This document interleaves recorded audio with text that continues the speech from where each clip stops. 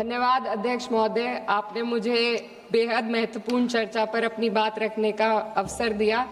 आज मैं बड़े ही दुख के साथ ये बात कहना चाहती हूँ कि जो महिला विधेयक इस सरकार ने 2023 में पास किया था, आज फिर से उसको लेकर आने की और उसको डिलिमिटेशन और सेंसस के आड़ में छुपाने की जो कोशिश की जा रही है, ये इस देश की महिलाओं के साथ ये सरकार फिर से एक धोखा करने जा रही है। पहले 2034 में इन्होंने इसके इम्प्लीमेंटेशन को कहा, अब भी इनकी नीयत 2029 में इस बिल के इम्प्लीमेंटेशन की नहीं है। ये चाहते हैं कि ये लोग सिर्फ डिलिमिटेशन और अपने हिसाब से करने जा रहे सेंसस के आधार पे महिलाओं को उनके अधिकार देने से रोके। आज चिंता महिला आरक्षण की नहीं है। महिला आरक्षण बिल तो सर्वसहमति के साथ इसी सदन में 2023 में पास हो चुका है। चिंता इस बात की है कि आरक्षण की आड़ में मन मुताबिक डिलिमिटेशन से कैसे राजनीतिक लाभ उठाया जाए। माननीय अध्यक्ष महोदय, वर्ष 2023 में इसी सरकार ने देश को बताया था कि महिलाओं का आरक्षण केवल नई जनगणना और परिसमन के बाद ही लागू किया जा सकता है। इसे न्याय और सटीकता के लिए आवश्यक बताया गया, लेकिन अब मात्र 3 वर्षों के भीतर वही सरकार कह रही है कि नई जनगणना की कोई आवश्यकता नहीं है। इन 3 वर्षों में ऐसा क्या बदल गया? क्या संविधान बदल गया या सरकार की प्राथमिकताएं बदल गई? ये अचानक आई तत्परता महिलाओं के लिए नहीं है, बल्कि चुनावी लाभ के लिए है। पश्चिम बंगाल और तमिलनाडु जैसे राज्यों में चुनावी प्रक्रिया चल रही है, इसीलिए सरकार का यह बदलाव किसी ठोस बुनियाद पर आधारित नहीं, बल्कि शॉर्ट टर्म पॉलिटिकल माइलेज पर आधारित है। पहले कहा गया कि अपडेटेड आंकड़ों के बिना प्रतिनिधित्व अन्यायपूर्ण होगा, और आज उसी सिद्धांत को नजरअंदाज किया जा रहा है। ये और कुछ नहीं, सिर्फ और सिर्फ पॉलिटिकल अपॉर्चुनिज्म है। माननीय अध्यक्ष महोदय, इस विधेयक की सबसे बड़ी खामी यह है कि सरकार जानबूझकर पुराने आंकड़ों का उपयोग करना चाह रही है। जनगणना 2021 में होनी थी, लेकिन सरकार उसे कराने में विफल रही, और अब उस गलती को सुधारने की बजाय देश के प्रतिनिधित्व को 2011 के आंकड़ों पर चलाना चाहती है, जो 2029 में 18 वर्ष पुराने हो जाएंगे। ये विधेयक आज के भारत को कल के आंकड़ों में ढालने की कोशिश है।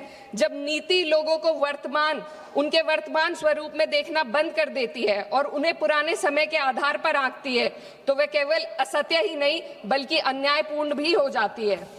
माननीय अध्यक्ष महोदय, हमारा संविधान एक स्पष्ट ढांचा प्रदान करता है। आर्टिकल 82 ये सुनिश्चित करता है कि परिसमन जनगणना के बाद हो, और आर्टिकल 81 और 170 ये सुनिश्चित करते हैं कि प्रतिनिधित्व जनसंख्या के आधार पर हो, ताकि हर वोट का सामान्य मूल्य रहे। लेकिन यह बिल सीधे एक व्यक्ति एक वोट के सिद्धांत को प्रभावित करता है। माननीय अध्यक्ष महोदय, स्थिति और चिंताजनक हो जाती है जब हम परिसमन आयोग को दी जा रही शक्तियों का आकलन करते हैं। यह आयोग सीटों के आवंटन और निर्वाचन क्षेत्रों की सीमाएं दोनों का निर्णय करेगा, और सबसे महत्वपूर्ण बात यह है कि इस निर्णय को किसी भी न्यायालय में हम चुनौती नहीं दी जा सकती। इससे ऐसी स्थिति उत्पन्न होती है जहां सत्ता पक्ष पूरे देश के पॉलिटिकल मैप को अपने लाभ के लिए बदल सकती है, वे भी बिना किसी न्यायिक निगरानी के। इस शक्ति के दायरे को समझने की जरूरत है। आज सीमाएं तय करेंगी कि कौन किसका प्रतिनिधित्व करेगा, किस समुदाय की आवाज सुनी जाएगी और किसकी नहीं। महोदय, डेमोक्रेसी में पावर के साथ साथ चेक और बैलेंसेस होना बेहद जरूरी है। सरकार एक ऐसी संरचना बनाना जा रही है जहां पावर केंद्रित हो और जवाबदेही अनुपस्थित हो, और जब इतनी व्यापक शक्तियां बिना किसी निगरानी के दी जाती है तो ये केवल एक तकनीकी चिंता नहीं रहती, ये प्रतिनिधित्व की निष्पक्षता को प्रभावित करती है। माननीय अध्यक्ष महोदय, ये विधेयक लोकसभा की सदस्य संख्या को 50% बढ़ाने की बात करता है, लेकिन इतनी बड़ी वृद्धि संसदीय कार्य प्रणाली में किसी सुधार के इस सदन की प्रभावशालीता को कम कर सकती है। एक सदस्य के बोलने का समय घटेगा, समितियों के संचालन को कठिन हो जाएगा, और छोटे दलों के लिए अपनी बात रखना और चुनौतीपूर्ण होगा। मेरी मांग है कि सरकार संसदीय सत्रों के नंबरों को भी बढ़ाने का पहले गारंटी दे। अध्यक्ष महोदय, मैं बहुत जरूरी बात रखना चाहती हूँ, 2 मिनट दीजिए। महिलाएं कोई होमोजेनियस ग्रुप नहीं है, ये एक समान एक रूप समूह नहीं है। उनकी वास्तविकताएं जात, वर्ग और सामाजिक पृष्ठभूमि से निर्धारित होती हैं। फिर भी यह विधेयक इस वास्तविकता को नजरअंदाज करता है और पीड़ित समुदाय, विशेषकर ओबीसी महिलाओं को पूरी तरह बाहर कर देता है, जो इस देश की बहुत बड़ी आबादी है।